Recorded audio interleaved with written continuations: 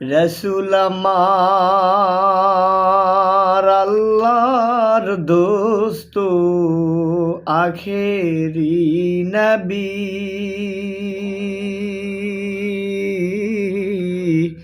আমরা যে তার আদরের উম্মত, উম্মতি করলাম কি।